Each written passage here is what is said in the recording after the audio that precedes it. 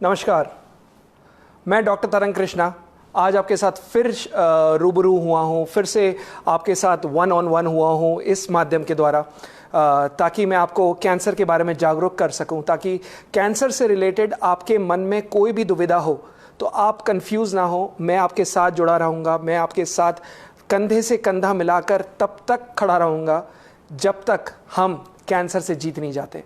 और इस जीत में, आपकी इस जीत में मेरी जीत होती है। मैं जो मुझे नहीं जानते, मैं उनको अपना इंट्रोडक्शन दे देता हूँ। मेरा नाम डॉक्टर तरंग कृष्णा है, मैं कैंसर हीलर सेंटर में हूँ।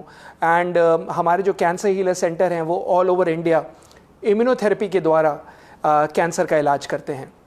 और मैं सबसे पहले दिल से आपका शुक्रिया अदा करता हूँ, दिल से आपको शुक्रगुजार हूँ कि जो लोग मेरे साथ इस जर्नी में जुड़े हुए हैं, जिसमें मैंने एक मुहिम छोड़ी है, एक मिशन है हमारा जो हमने स्टार्ट किया है कि कैंसर को इस तरीके से लड़ा जाए, कैंसर को इस तरीके से ख़त्म किया जाए कि कैंसर एक दिन केवल एक ज़ोडिएक साइन बनकर रह जाए और कोई बीमारी ना रहे, केवल एक ज़ोडिएक साइन बनकर रह जाए। I know it is a mighty mission, I know ये बहुत बड़ा मिशन है और ये अकेले संभव नहीं हो सकता। और इसी माध्यम के द्वारा मैं आज आपके साथ जुड़ना चाहता हूँ। इसी माध्यम के द्वारा मैं आप लोगों का साथ मांगता हूँ, आपसे वो सपोर्ट मांगता हूँ कि किस तरीके से हम इसमें जुड़कर साथ में कैंसर का खात्मा करें। और जो कैंसर एक वर्ड है जो सबको डरा देता है, कैंसर एक वर्ड है जो सबको एक साइकोलॉजिकली भयभीत कर देता है, वो ख़त्म हो जाए।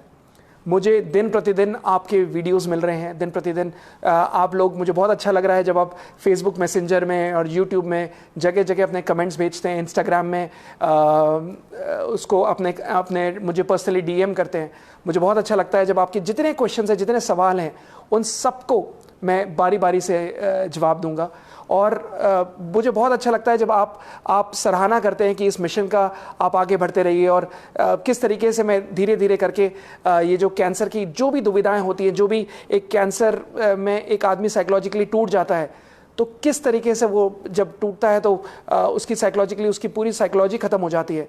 और आपका सपोर्ट, और आप जब सराहना करते हो, आप जब तारीफ़ करते हो, और आप जब कहते हो कि नहीं डॉक्टर साहब आप करते रहिए और हम आपके साथ हैं, you find it motivational and you find it working for your patient, I think that is the biggest win. और मैं समझता हूँ कि ये मेरे लिए और मेरी टीम के लिए सबसे बड़ी जीत होती है। आज मैं आपको कुछ बताना चाहूँगा, कुछ कहानी बताना चाहूँगा, कुछ किस्से सुनाना चाहूँगा। और ये किस्से और जो कहानियाँ हैं, ये असली कहानियाँ हैं, ये सच्ची कहानियाँ हैं। और सच्ची जो एक कैंसर पेशेंट की जो जर्नी होती है, एक कैंसर पेशेंट जो उसकी पूरी जो रास्ता पार करता है, जैसे कहते हैं कि it is that complete journey which a cancer patient faces, और पूरा परिवार उसके साथ फेस करता है। तो आज मैं आपको वो कैंसर पेशेंट की एक जर्नी बताना चाहूँगा। अगर आप लोग उससे रिलेट कर सकें, ये आपके ऊपर है। और अगर आप नहीं रिलेट कर सकते, लेकिन कोई अगर आपका नोन है जो वो इससे रिलेट कर सके, तो उसको आप ये ज़रूर भेजिएगा। कैंसर जब किसी को भी डायग्नोज होता है, तो कैंसर डायग्नोसिस होने के बाद वो पूरा टूट जाता है, वो जल्दी से परेशान हो जाता है। और जब वो सबसे पहले जब वो पेशेंट डॉक्टर के पास जाता है, तो डॉक्टर उसको डायग्नोज करके रिपोर्ट देखकर बताता है कि तुम्हें फलां जगह का कैंसर हुआ है या इस जगह का कैंसर हुआ है। और वो समझ जाता है कि अब उसको मरना ही है, वो समझ जाता है कि अब उसको सरवाइव नहीं करना, और घर में रोना पीटना सब कुछ शुरू हो जाता है। और कहीं ना कहीं वो साइकोलॉजिकली पेशेंट दिमाग से हारने लगता है, और वो देख लेता है कि D means diagnosis, D means death. Cancer की अगर डी से डायग्नोसिस हुआ, मतलब it is a death statement, समझो जिंदगी खत्म। कोई इलाज उसे समझ में नहीं आता। सारे इमोशंस जो उसको घेर लेते हैं, वो घेर लेते हैं डर के, भय के, चिंता के। फ्यूचर उसको अंधेरा दिखने लगता है। जो भी उसने अपनी ज़िंदगी में सपने देखे थे, वो सारे सपने चकनाचूर हो चुके होते हैं। उसके पैरों के नीचे से ज़मीन निकल चुकी होती है। अगर ये कहावत है कि पैरों के नीचे से ज़मीन निकलना, अगर आप इसको रिलेट कर सको, तो आप समझिएगा कि किसी को भी अगर जब कैंसर डायग्नोज हुआ है किसी परिवार में, तो उसका पूरा घर बार टूट जाता है। कैंसर का मरीज अकेला जिंदगी की हार नहीं हारता, उसका पूरा परिवार हार जाता है। जब भी कैंसर का मरीज अपनी जिंदगी खोता है, तो उसका पूरा परिवार डैमेज करता है, उसका पूरा परिवार खत्म होता है। मैं हमेशा एक बात कहता हूं कि अगर कैंसर किसी एक को होता है परिवार में, तो उस अकेले को नहीं होता, कैंसर पूरे परिवार को हो जाता है। पूरे परिवार में मतलब कैंसर पूरा दिमाग का, माइंड का, इमोशंस का, जहां पर केवल और केवल उसको नेगेटिविटी दिखती है। ये सच्चाई है कि कैंसर एक बहुत ही बड़ा नेगेटिव शब्द है। ये भी सच्चाई है कि कैंसर सुनते ही किसी को भी डर लगने लगता है। बट सच्चाई ये भी है कि कैंसर में जहां आप डर कर कोई सॉल्यूशन ढूंढने की कोशिश करोगे, वहां आपको कभी नहीं मिलेगा। जब आप डी से डायग्नोसिस कराते हो, डॉक्टर डायग्नोस करता है, डी से डेथ दिखने लगती है, और उसके बाद कुछ नहीं दिखता आपको केवल और केवल ये दिखता है कि भाई अब इनकी या तो बच्चे की शादी करा लो, या फिर इनकी एफडी तोड़वा के किसी तरीके से सारा कंसोलिडेट करना शुरू कर दो, किसी तरीके से वो कर दो। और जो आपके रिश्तेदार हैं, या जो आपके रिश्तेदार एज इन जो आपके परिवार के सदस्य हैं, जैसे अगर किसी हस्बैंड को कैंसर हुआ तो वाइफ और बच्चे, किसी के बच्चे को कैंसर हुआ तो हस्बैंड एंड वाइफ, किसी के फादर मदर को कैंसर हुआ, तो आपको एक भगवान की याद आती है, ऊपर वाले की, और दूसरे भगवान की याद आती है, वो है गूगल बाबा की। अब आप बैठते हैं गूगल बाबा के सामने, और गूगल बाबा से आप सर्च मारते हैं, और उसमें आप सर्च करते हैं सबसे पहले कि the best cancer hospital in India. अगर कोई बहुत अमीर है तो वो सर्च करता है कि the best cancer hospital in the world. जितने उसमें जो लोग इंडिया में रहते हैं वो लोग सर्च मारते हैं the best cancer hospital in India. और ये सर्च मारने के बाद जितने लाइन से अस्पताल आते हैं, उसमें से जो उनके घर के नज़दीक है, जैसे अगर कोई पटना में रह रहा है तो उसको दिल्ली नज़दीक पड़ता है या बॉम्बे नज़दीक पड़ता है, कोई राजस्थान साइड रह रहा है तो उसको दिल्ली नज़दीक पड़ता है, कोई कोचीन साइड रह रहा है तो उसको वाइजैग नज़दीक पड़ता है, कोई बैंगलोर या हैदराबाद साइड रह रहा है तो उसको वहाँ के ही नज़दीक पड़ते हैं, कोई अगर तमिलनाडु में रह रहा है तो उसको चेन्नई नज़दीक पड़ता है। अब जितने बड़े बड़े अस्पताल हैं, वो बड़े बड़े अस्पतालों में आप सोचते हो कि भाई world's best cancer treatment, world's best cancer hospital in India, best cancer hospital in India, और आप कैंसर हॉस्पिटल सर्च करने के बाद गूगल बाबा से आप पूछते हो, और गूगल बाबा आपको ये सारा का सारा बता देते हैं, और आप उस अस्पताल में जाकर वहां पर आप अपने डॉक्टर को दिखाते हो। जब आप वहां अपने डॉक्टर को दिखाते हैं तो वहां डॉक्टर को दिखाने के बाद वो कहता है कि आप 7 दिन में साइकिल होगी, हर 21 दिन में रिपीट होगा, फिर 7 दिन की साइकिल होगी। तो आप अपना सारा घर बार छोड़कर, सारा बिजनेस छोड़कर, सारा काम धंधा छोड़कर, आपका लाइफ में अब केवल एक विजन हो चुका होता है कि इस मरीज को ठीक करना है। और सच्चाई है, क्योंकि भाई जीवन हर किसी को प्यारा है, और आप सोच लेते हो कि भाई कैसे भी करके, क्योंकि आपके मन में सारे नेगेटिव इमोशंस चल रहे हैं, क्योंकि आपके मन में सब यही चल रहा है कि भाई किसी भी तरीके से कैंसर से बाहर निकलो, किसी भी तरीके से कैंसर से ठीक हो। आप अपना घर बार छोड़कर दिल्ली, बम्बई, कलकत्ता, वाइजैग, चेन्नई, लखनऊ, जितने बेस्ट कैंसर हॉस्पिटल्स हैं वहां पर जाकर आप एक किराए का मकान लेते हैं। किराए का मकान लेकर वहीं पर ही सेटल हो जाते हैं। वहां पर सेटल होने के बाद आप अपने परिवार का इलाज शुरू करते हैं। जो भी परिवार का सदस्य है, आप उसका इलाज शुरू करते हैं। हर 7-7 दिन में आप जाते हैं, साइकिल कराते हैं कीमो की, फिर वापस आते हैं, फिर पैदल उठ के पेशेंट जाता है, साइकिल कराता है कीमो की, फिर वापस आता है, रेडिएशन कराता है, सर्जरी कराता है, और आप अपना सारा सब कुछ जो भी आपने सपने देखे थे वो सब खत्म हो चुके हैं। आपका बिजनेस चौपट हो गया है, आपका काम चौपट हो गया है। आप कई लोग तो गरीब, कई लोग, क्योंकि कैंसर में लोगों का घर बार बिक जाता है कीमो कराते कराते, तो वो लोग तो अपनी ज़मीनें बेच कर भी इलाज कराते हैं और सब कुछ छोड़ देते हैं, सारा काम धंधा छोड़ देते हैं, क्योंकि उनको बस एक ही मिशन है कि भाई मरीज ठीक हो। और वो सब करने के बाद एक ही आपके दिमाग में चलता है, भाई इलाज इलाज इलाज, केवल इलाज कराना है और कुछ नहीं कराना, बस इलाज कराना है। और जो आपको सलाह देता है, जो आप गूगल बाबा से पूछते हो या फिर जो आपको रिश्तेदार सलाह देते हैं, वो हर कोई वो सब कराना शुरू कर देता है। आप सारे के सारी चीजें सब कुछ इमोशंस के बेसिस पे करते जा रहे हो, क्योंकि नेगेटिव इमोशंस ने आपके दिमाग को घेर लिया है। आपके दिमाग में यह आ गया कि भाई कैंसर में तो मरना ही है, मरने से पहले डूबते को तिनके का सहारा। आपने तो वर्ल्ड्स बेस्ट हॉस्पिटल सर्च किया है, बट आपने ये नहीं सोचा कि वर्ल्ड्स बेस्ट हॉस्पिटल में अस्पताल कभी भी इलाज नहीं करता। इलाज करता है वर्ल्ड्स बेस्ट डॉक्टर। इलाज करता है वो डॉक्टर जिसका इलाज बहुत अच्छा है। बट आप कभी भी डॉक्टर के बारे में नहीं जानते, आप कभी भी डॉक्टर्स को सर्च नहीं करते। आप केवल या तो आप हॉस्पिटल सर्च करते हो, क्योंकि आप सोचते हो कि भाई बड़ा अस्पताल है, इलाज वहीं होगा। बिहार में कोई रह रहा है, जम्मू कश्मीर में कोई रह रहा है, राजस्थान में कोई रह रहा है, दिल्ली बंबई में आकर बस जाते हैं और वो कहते हैं कि भाई वाइजैक में, चेन्नई में, कि भाई यही इलाज कराना है और अब हम यहाँ से तब जाएंगे जब वो ठीक होगा। पेशेंट बार बार जाता है। जो पहले पैदल चल के जा रहा होता है वो अब धीरे धीरे करके चौथी, पांचवी, छठी साइकिल में उसकी आईब्रोज उड़ चुकी है, बाल उड़ चुके हैं, कमज़ोर हो चुका है, हीमोग्लोबिन नीचे जा रहा है, भूख नहीं लग रही, बट एक उम्मीद है शायद कैंसर से मैं ठीक हो जाऊं। और क्योंकि आपको डॉक्टर्स ने ये दिया है, क्योंकि आप बड़े अस्पताल में गए हैं, तो बार बार और अपना घर बार छोड़ के बैठे हैं, बिजनेस चल नहीं रहा, कोई किसी चीज़ में आप कंसंट्रेट नहीं कर पा रहे, the only option that you are finding is कि किसी भी तरीके से ट्रीटमेंट कराया जाए। जब पेशेंट 6 साइकिल करा देता है, 6 साइकिल कराने के बाद दोबारा पेट सीटी कराता है, तो पेट सीटी में दिखता है कि ना बीमारी स्टेबल हुई है, बल्कि इस बीमारी ने अपनी जगह छोड़कर कहीं और मेटास्टासिस भी हो गई, कहीं और सेकेंडरीज चली गई। जैसे सेकेंडरीज का मतलब होता है, बहुत ही सिंपल शब्दों में बताऊं, कि पीपल का पेड़ आपने यहां बोया, जड़ें आगे तक चली गई, तो वो सेकेंडरीज होती हैं, मेटास्टासिस होती हैं। तो उस तरीके से मेटास्टासिस और आगे चली गई, बीमारी और फैल गई, जहां से शुरू हुआ था उसके और दूसरी जगह भी पकड़ लिया, तीसरी जगह भी पकड़ लिया, और जगह जगह मेटास्टासिस हो गई। अब आपके पास कोई और सलाह नहीं हुई, फिर डॉक्टर्स के पास आप जाते हो, डॉक्टर्स फिर आपको कहता है अब हम एक नई कीमोथेरेपी ट्राई करेंगे, अब हम एक दूसरी कीमो ट्राई करेंगे।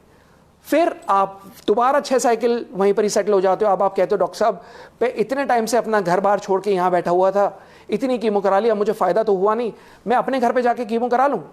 ठीक है जी, आप वहाँ जाके करा लो, क्योंकि कीमो तो पूरे इंडिया में क्या वर्ल्ड में आप कहीं पर भी चले जाओ वही सेम कीमो हैं, वही सारा ट्रीटमेंट है, सब कुछ वही है। आप जाते हैं, आप अपने नॉर्मल शहर में जहाँ पर भी आप रह रहे हैं, गाँव बस्ती जो भी है, नर्सिंग होम में जाकर आप उस कीमो के डॉक्टर का पर्चा दिखाते हो और आप बोलते हो कि भाई ये कीमो करना शुरू कर दो। थक हार तक आप तब तक कराते रहते हो, तब तक कराते रहते हो, तब तक कराते रहते हो, जब तक मरीज आपके आगे हाथ जोड़ नहीं देता और बोल देता कि अब मेरा कीमो मत कराओ, मैं मर जाऊंगा, मैं खत्म हो जाऊंगा, मैं इलाज कराने आया था। अगर ऐसी मौत से, तो ऐसे तड़प तड़प के मरने से अच्छा है कि आप मुझे मार डालो। और वो खुद हाथ जोड़ लेता है और वो कह देता है भैया मुझे कीमो नहीं कराओ। बट जितने सब लोग हैं, क्योंकि वो लोग सोचते हैं कि भाई कैंसर का इलाज तो बड़े बड़े अस्पतालों में ही है, तो वो यही सोचकर वो कंटिन्यू करते रहते हैं जब तक मरीज हार नहीं जाता, जब तक मरीज हार नहीं जाता। और होता क्या है, ऊपर से आप जितने रिश्तेदार घर में फोन करते हैं, जितने रिश्तेदार, हर कोई मुफ्त की डॉक्टर है, हर कोई मुफ्त की सलाह देने को तैयार होता है। और कोई ना कोई, वो सबसे पहले अगर किसी को डायग्नोज हुआ है तो उस आपका जो भी रिलेटिव होगा, जो भी फ्रेंड होगा, जो भी सपोर्ट सिस्टम होगा, वो सपोर्ट सिस्टम नहीं है, वो केवल और केवल सिंपैथी देंगे। हेलो, ओहो बड़ी दुख की बात है, कैंसर डायग्नोज हो गया, अरे फिर डॉक्टर्स ने क्या बताया है, कितनी लाइफ बताई है। सबसे पहला सवाल, आप, मुझे शर्म आती है ये बोलते हुए, जब रिलेटिव्स ये पूछते हैं कि एक मरीज के साथ, मतलब मैं डेली ऐसे कई, मतलब 100, 200, 500 मरीज देखता हूं daily, on a daily basis, and हर कोई आकर सेम स्टोरी, सबकी सेम स्टोरी है, सबकी सेम कहानी है। आप जितने लोग ये वीडियो देख रहे हो, सबकी ये कहानी है।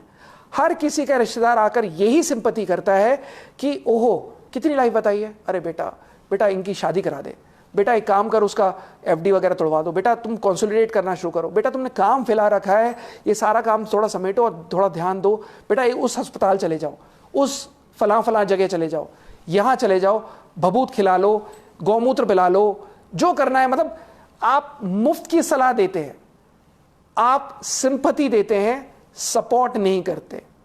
ऐसे सिंपैथी देते हैं, ऐसे सपोर्ट नहीं करते। और स्थिति बद से बदतर, क्योंकि कैंसर में, कैंसर का मरीज वो जंग लड़ रहा है, वो साइकोलॉजिकली हार चुका है, इमोशंस उसके खत्म हो चुके हैं। जो डिसीजंस आप ले रहे हो वो इमोशंस के बेसिस पे ले रहे हो, दिमाग से नहीं ले रहे, दिल से ले रहे हो। जो नेगेटिव इमोशंस, क्योंकि डरा रखे हो आपने मन में, अपने डर इतना पैदा कर दिया है कि कैंसर है मतलब मरना है, कैंसर है मतलब कोई लाइफ ही नहीं है, आई हैव टू डाई और this patient has to die, मेरे फादर को मरना है, मेरे मदर को मरना है, मतलब जिसको भी कैंसर डायग्नोज हुआ है उसको मरना है। तो आप यही इमोशंस के साथ आप यही साइकिल कराते रहते हो। और फिर उसके बाद जब पेशेंट हार मान लेता है, तब आप फिर वापस गूगल बाबा के पास जाते हो, फिर गूगल बाबा से पूछते हो the best cancer treatment in India या best cancer doctor in India. और फिर आपको डॉक्टर्स या best alternative treatments in India, best treatment in India other than chemotherapy, तब आप, क्योंकि कीमो ने तो दरवाजे बंद कर दिए और आपको उस समय शुरू में दिखाई यही था कीमो है, सर्जरी है, रेडिएशन है, सबसे पहले बायोप्सी है, फिर उसके बाद बायोप्सी कराने के बाद सर्जरी, रेडिएशन, कीमो। मेरे पास जब पेशेंट्स आते हैं वो कहते हैं डॉक्टर साहब ने तो हमें बोला कि बायोप्सी आपको करानी है। जब आपके ऑप्शन में कीमोथेरेपी नहीं है तो प्लीज बायोप्सी मत कराइए। गेट एन FNAC डन, एक FNAC, fine needle aspiration cytology, please FNAC कराइए और पेट CT स्कैन कराइए। FNAC कराइए और पेट CT स्कैन कराइए। अगर आपको बीमारी को नहीं छिड़वाना तो आप बायोप्सी मत कराइए, बिकॉज जहां आप बायोप्सी कराओगे बीमारी फैलना शुरू कर देगी। और ये सच्चाई है। डॉक्टर्स कहेंगे अरे बिना बायोप्सी के कैसे कैंसर ठीक होता है, अरे वो तुम्हें बेवकूफ बना रहा है, बिना बायोप्सी के कभी कोई कैंसर ठीक ही नहीं हो सकता, आप डायग्नोज ही नहीं कर सकते। डायग्नोसिस आप जब सेलुलर लेवल पे जाते हो तब आपको बायोप्सी की जरूरत पड़ती है, where you want to confirm whether it is an adenocarcinoma और a squamous cell carcinoma, when you have to confirm whether what type of a cancer it is, morphology जब आपको उसकी जाननी है, विच इज नेसेसरी। बट अगर यही चीज आपको FNAC से पता चल जाए और कहां का एक्सटेंट है वो पेट CT से पता चल जाए, please get these 2 test done. Avoid biopsy if chemotherapy is not an option, if surgery is not an option, तो वो मत कराइए। दूसरा, कभी भी आप जब टेस्ट करा रहे हो तो टेस्ट में पेट CT स्कैन जरूर कराइए। सीधे ऑपरेशन कराने मत भागो, सीधे ऑपरेशन करा रहे हैं और डॉक्टर्स ने डायग्नोज किया है ट्यूमर है, फेफड़ों में ट्यूमर है, ओवरीज में ट्यूमर है, यूट्रस में ट्यूमर है, लंग्स में ट्यूमर है, लिवर में ट्यूमर है, आप सीधे ऑपरेशन भागते हो। डॉक्टर्स ने बोला कि इमीडिएट सर्जरी कराइए, डरा दिया है, सर्जरी नहीं कराओगे अरे हो ये तो मरीज मर जाएगा, सर्जरी करा लो नहीं तो otherwise it is very dangerous. I don't know whether it works for all, but surgery हमेशा तभी करानी चाहिए जब बहुत ही देसी भाषा में, बहुत ही देहाती भाषा में समझा रहा हूं, जब कोई ऑप्शन ही ना बचे, जब कोई ऑप्शन ना बचे, then only surgery is done. If I explain in English, if it is inevitable, जब इनएविटेबल हो, जब कोई ऑप्शन ही ना हो और मजबूरी हो कि नहीं सर्जरी नहीं कराई तो it would be life threatening of the patient, तब कराइए। Otherwise surgery should be avoided, because surgery करने के बाद इमीडिएट बीमारी फैलती है। अनदर पॉइंट, जब आप कैंसर डायग्नोज होता है तो कैंसर डायग्नोज होने के बाद आप इमीडिएट भागते हैं कि नहीं सर्जरी करानी है, कीमो करानी है, रेडिएशन करानी है, तो आपको समझना है कि भाई कोई और ऐसा इलाज भी है जो बिना साइड इफेक्ट्स के भी हो सकता है, कोई और ऐसा इलाज भी है जो बिना किसी दुष्प्रभाव के भी हो सकता है। तो अपनी आंखों की पट्टी खोलनी है आपको, और जो लोग बल्कि ऐसा करा भी रहे हैं तो उनको ये सपोर्ट सिस्टम बनिए, उनको सिंपैथी मत दीजिए, उनको ये सपोर्ट सिस्टम बनिए और उनको कॉल करके बताइए कि यार एक ऐसा भी इलाज है जो नेचर से जुड़ा हुआ है, एक ऐसा इलाज भी है जो जमीन से जुड़ा हुआ है, एक ऐसा इलाज भी है जो नेचर के द्वारा इलाज करता है, एक ऐसा इलाज भी है जिसको WHO ने अप्रिशिएट किया हुआ है, एक ऐसा इलाज भी है जिसके सक्सेस स्टोरीज आप देख सकते हो, समझ सकते हो, परख सकते हो कि किसी मरीज ने कहा कैंसर, किसी अस्पताल ने कहा कैंसर, तो वापस उसको ट्रीटमेंट के बाद उसी अस्पताल की रिपोर्ट आ गई कि अरे कमाल है, इस इलाज के बाद आपकी रिपोर्ट्स नॉर्मल आ गई। बॉम्बे में किसी बड़े अस्पताल ने कहा कैंसर, तो उसके बाद डॉक्टर्स खुद चौंक रहे हैं। सबसे पहला तो ये चश्मा उतार के ये पूछते हैं कि भाई अरे are you this, how come you are alive, और if you are alive how come your reports have come normal. So that's what patients, doctors are shocked जब हम अपने ट्रीटमेंट कराने के बाद मरीज को वापस टेस्ट कराने के लिए भेजते हैं। सबके मन में यह सवाल आता है इम्यूनोथेरेपी क्या है और ये इम्यूनोथेरेपी काम कैसे करती है। सबसे पहले आपको यह समझना जरूरी है कि कैंसर में जब आप इमोशंस, जो जैसे मैंने बताया कि आप जब भी कोई डिसीजन लेते हो तो आपको इम्यूनोथेरेपी के बारे में जानना जरूरी है, एक और ट्रीटमेंट के बारे में जानना जरूरी है कि किस तरीके से कैसे कैंसर हुआ और किस तरीके से उसका कैसे इलाज हो सकता है।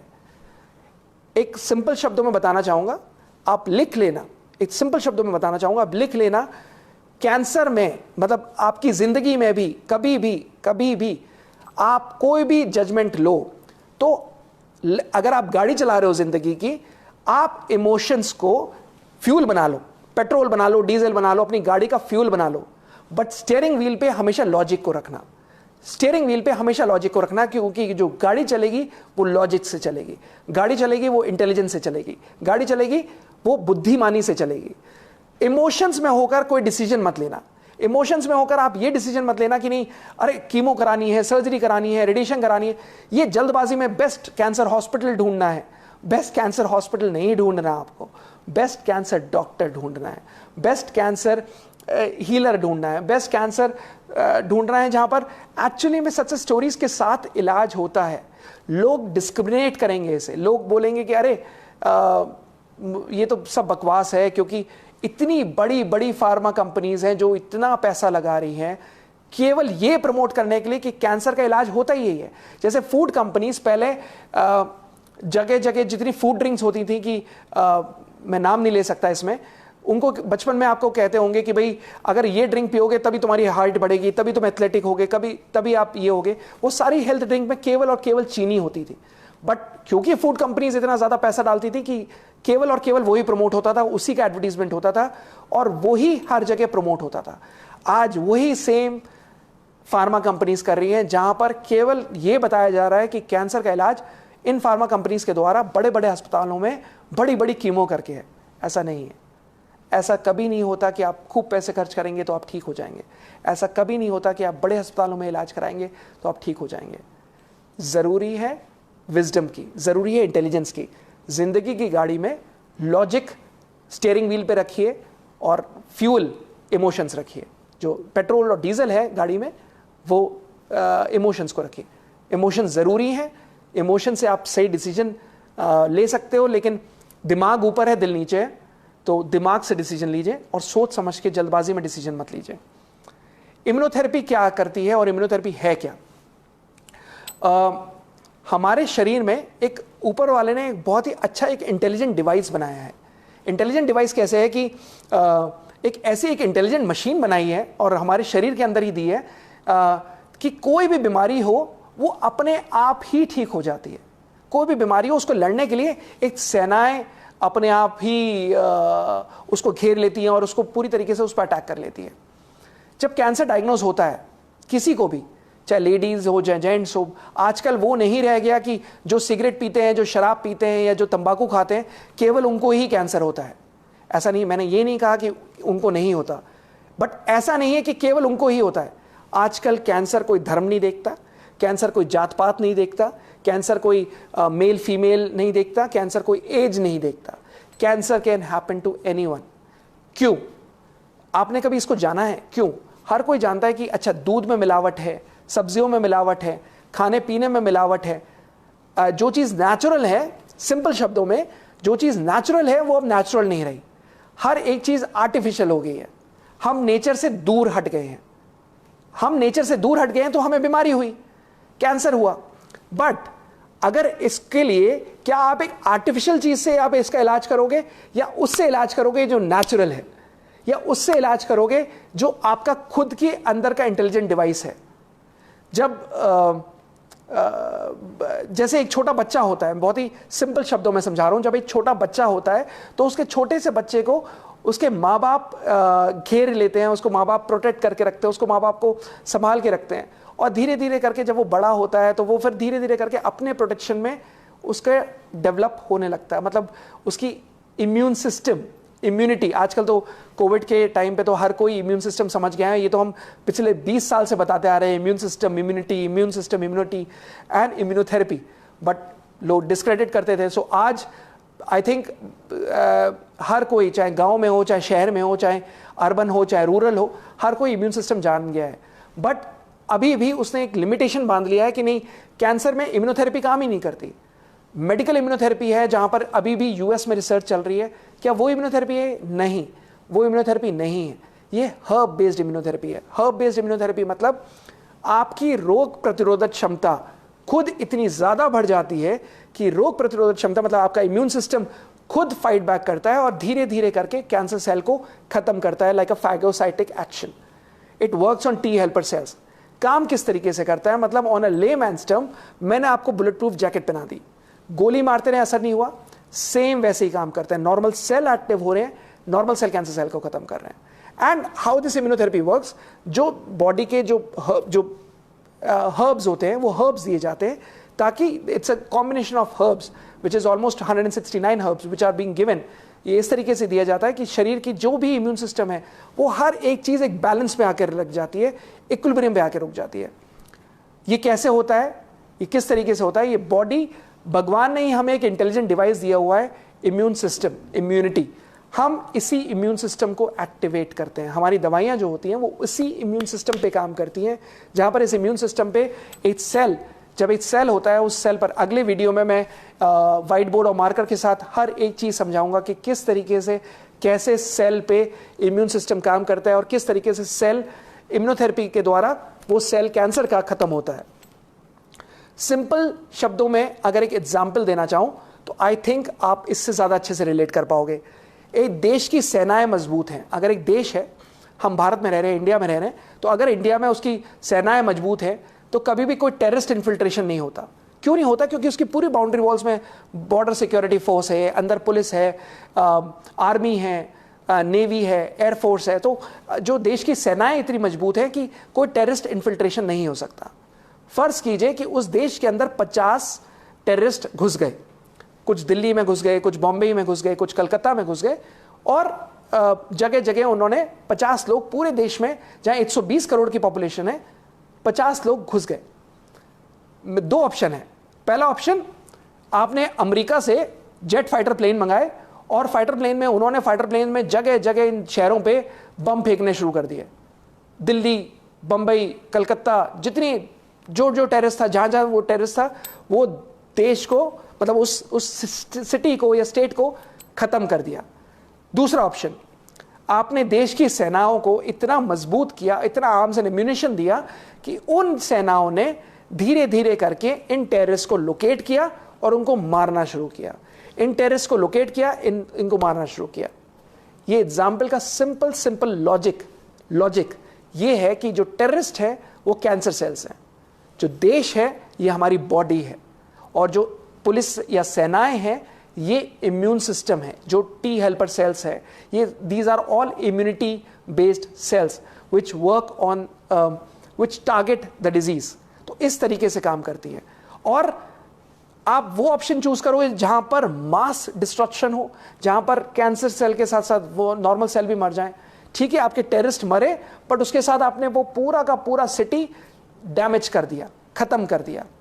तेजाब की इंजेक्शन दे दे के आपने पूरा का पूरा शरीर डैमेज कर दिया, जहां पर टीएलसी, हीमोग्लोबिन खत्म होता जा रहा है, जॉन्डिस बढ़ रहा है, काउंट्स गिरते जा रहे हैं, प्लेटलेट्स गिरते जा रहे हैं, और आप धीरे धीरे करके आप उनको ट्रांसफ्यूज करा रहे हो, इंजेक्शन लगा रहे हो एस्ट्रोजन के, और फिर उसके बाद उनका टीएलसी बढ़ रहा है, हीमोग्लोबिन बढ़ रहा है, और फिर वापस आप उनको फिर वापस खत्म कर रहे हो। दूसरा ऑप्शन, ये सब कोई साइड इफेक्ट नहीं हो रहे और बिना उसके आप कैंसर का इलाज करा रहे हो, बिना उसके पेशेंट रिकवर कर रहा है, कोई उसको नॉजिया नहीं हो रहा, कोई वॉमिटिंग नहीं हो रहा, कोई साइड इफेक्ट्स नहीं हो रहे, और उसके बावजूद वो रिकवर करता जा रहा है।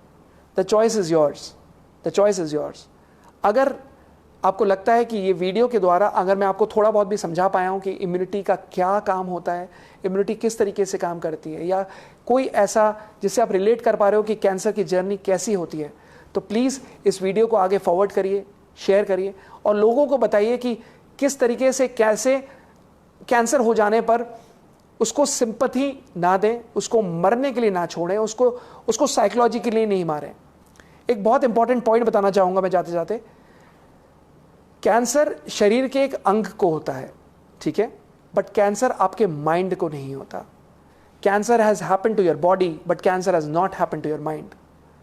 एग्जाम्पल, जब भी किसी लोकेशन पर होता है, जैसे लिवर में, पैंक्रियाज में, गॉल ब्लैडर में, स्टमक में, ब्रेन ट्यूमर, और for that matter oropharynx, hypopharynx, base of tongue, osteogenic sarcoma, retinoblastoma, किसी भी अंग में हो सकता है कैंसर, बट कैंसर ने आपका दिमाग नहीं, दिमाग में कैंसर नहीं हुआ है।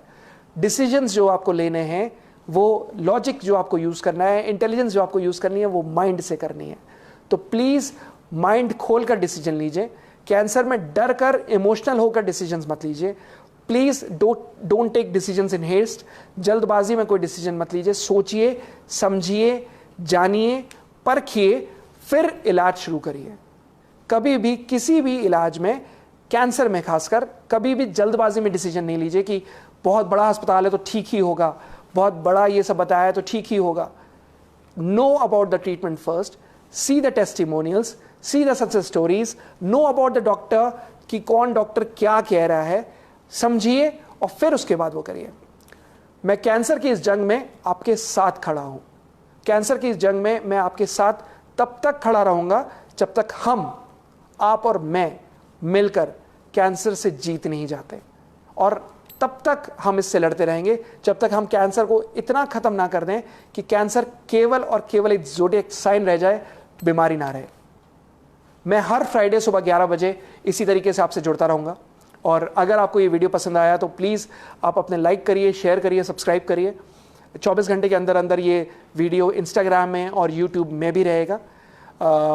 अगर आपको लगता है कि ये वीडियो किसी की ज़िंदगी बचा सकता है, अगर आपको लगता है कि ये वीडियो किसी की जान बचा सकता है, तो प्लीज़ गो अहेड और किसी को जीवन दान दीजिए, किसी की मदद करिए, किसी को सही इन्फॉर्मेशन दीजिए।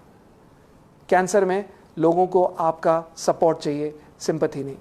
कैंसर में लोगों को आपका होप चाहिए, उम्मीद चाहिए, आशा चाहिए, ना उम्मीद ही नहीं, निराशा नहीं।